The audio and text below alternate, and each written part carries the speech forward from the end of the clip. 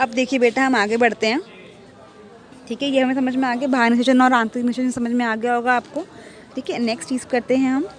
क्या आपने परखनली शिशु के बारे में सुना है? क्या होता है जो टेस्ट ट्यूब बेबी आपने सुना होगा, इसको हम हिंदी में बोलते हैं परखनली शिशु, है ना। टेस्ट ट्यूब बेबी सुना है आपने, क्या होता है?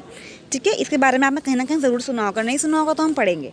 कुछ स्त्रियां में अंडावाहिनी अवरुद्ध होती है। ऐसी स्त्रियां शिशु उत्पन्न करने में असमर्थ होती हैं। कुछ जो लेडीज़ होती हैं उनकी जो अंडावाहिनी होती है, जैसे मैंने आपको बताया था, अंडा जनन बताया था मैंने, मादाओं में किस तरीके से अंग होता है उनका। ठीक है, तो उसमें बताया था ना मैंने, अंडावाहिनी होती है, उसके अंदर निषेचन होता है। लेकिन क्या होता है, कुछ जो स्त्रियां होती हैं उनको अंडावाहिनी क्या होती है, अवरुद्ध होती हैं, तो वो बच्चा नहीं उनका हो सकता। ठीक है, वो क्या करती है, शिशु उत्पन्न करने में असमर्थ होती हैं। कहते हैं ना किस किस लेडी के बच्चा नहीं हो रहा, तो इस चक्कर में होता है क्योंकि उनकी अंडावाहिनी क्या होती है, वो ब्लॉक्ड होती है, अवरुद्ध होती है। क्योंकि निषेचन के लिए शुक्राणु मार्ग अवरुद्ध होने के कारण अंडाणु तक नहीं पहुंच पाते। तो अंडावाहिनी अगर हमारी अंडावाहिनी ब्लॉक होगी तो क्या होता है, अंडावाहिनी अगर ब्लॉक होगी हमारी तो क्या होगा, जो हमारा शुक्राणु होगा, नर जनन वाला युग्मक होगा, बुलार। ठीक है, तो क्या होता है कि तो वो उसमें जा ही नहीं पाएगा, अंडावाहिनी से द्वारा जाता है ना वो, लेकिन वो जा ही नहीं पाएगा, तो उनका मिलन नहीं हो पाएगा। ठीक है, ऐसी स्थिति में डॉक्टर चिकित्सक अंडाणु एवं शुक्राणु एकत्र करके उचित माध्यम में कुछ घंटे के लिए एक साथ रखते हैं। उसमें IVF अथवा इन विट्रो निषेचन, शरीर के बाहर कृत्रिम निषेचन हो सके। तो डॉक्टर क्या करते हैं ऐसे लोगों के साथ कि नर युग्मक और मादा युग्मक दोनों को क्या करते हैं, एक साथ रखते हैं उचित माध्यम में, मतलब कि प्रॉपर कंडीशंस में कुछ घंटों के लिए, जिससे IVF तथा इन विट्रो निषेचन, ठीक है, इनको IVF के द्वारा कहते हैं हम। ठीक है, शरीर से बाहर कृत्रिम निषेचन हो सके। ठीक है, शरीर के बाहर क्या हो सके, आर्टिफिशियल फर्टिलाइजेशन हो सके। मतलब आर्टिफिशियल चीज़, नेचुरल तो है नहीं, नेचुरल तो हमारी बॉडी के अंदर होता है, लेकिन वो तो हो नहीं पा रहा, तो वो क्या करते हैं, आर्टिफिशियली उनको वो मिलन करवाते हैं शुक्राणुओं और अंडाणुओं का, और एक साथ उनको रखते हैं।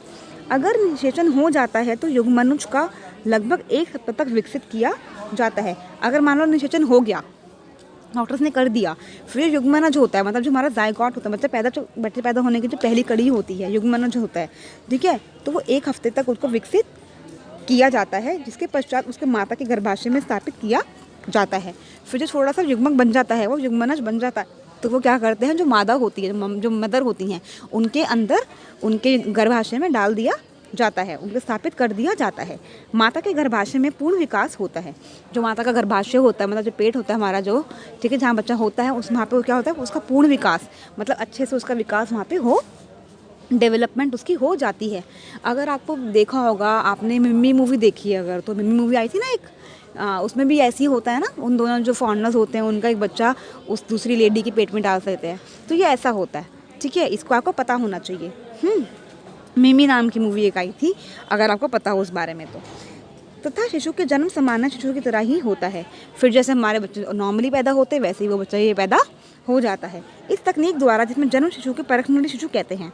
तो इस क्या कहते हैं, इस वाली प्रक्रिया को क्या बोलते हैं, परखनली शिशु कहते हैं। जो बच्चा पैदा होता है ना, उसको हम बोलते हैं टेस्ट ट्यूब बेबी। ठीक है, ठीक है, क्योंकि वो हमारे नेचुरल प्रोसेस से नहीं हो रहा है, वो हमें आर्टिफिशियली हमने उसको करवाया है। ठीक है, ये एक मिथ्या है कि शिशु का विकास परखनली में होता है। मतलब ये एक झूठी बात है कि शिशु का जो विकास होता है परखनली के अंदर ही होता है, ऐसा नहीं होता है, क्योंकि ऐसा हो ही नहीं सकता है।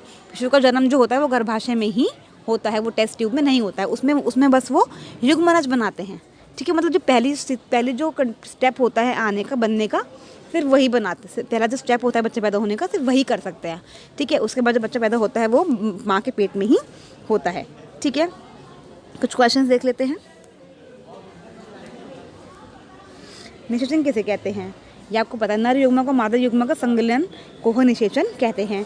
आंतरिक निषेचन व बाह्य निषेचन में 2 अंतर बताओ, ये आपको पता होना चाहिए बेटा। आंतरिक निषेचन में क्या होता है कि जो हमारा निषेचन होता है वो हमारी मादा के शरीर के अंदर होता है, और बाह्य निषेचन जो होता है वो बाहर होता है। और एग्जाम्पल दे दोगे, आंतरिक निषेचन होता है मनुष्य में, कुत्ते बिल्ली में, और जो बाह्य निषेचन होता है वो किस में होता है, मेंढक में, मछली में।